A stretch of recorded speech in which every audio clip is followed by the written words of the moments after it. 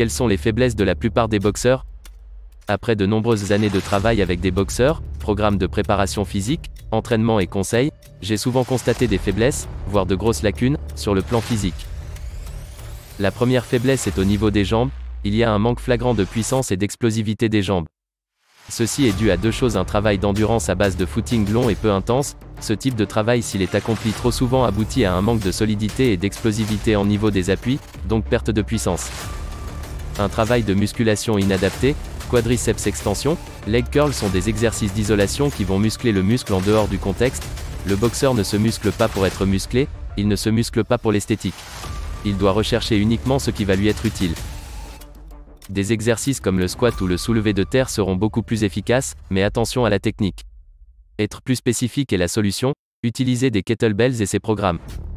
Les meilleurs, et de très loin, de tous les exercices pour les jambes sont les sprints. Transformez-vous en sprinter et vous allez améliorer votre puissance de frappe. La deuxième faiblesse, et je vais en surprendre plus d'un, est les abdos.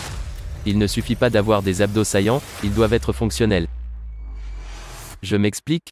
Les abdos sont uniquement travaillés en isolation et sur des séries longues, exercices allongés au sol de type crunch et ses variantes. Avec ce genre d'exercice, vous renforcez les muscles en tonification et en endurance. Un boxeur a besoin de beaucoup plus. Quand vous boxez, vous devez utiliser vos abdos en position debout car ils sont complètement intégrés à tous vos mouvements, combinaisons, pinches, ils transmettent la puissance et l'explosivité des appuis vers le haut du corps. Il faut donc les travailler aussi en puissance et en explosivité. Abandonnez tout de suite vos séries interminables d'abdos, travaillez les debout sur des séries courtes et intenses. Pour ceci, utilisez une poulie ou un élastique. Attention, pas ceux utilisés en cours de fitness, ce sera trop facile. Un excellent exercice est le wood chop. Pour ceci, voyez core conditioning.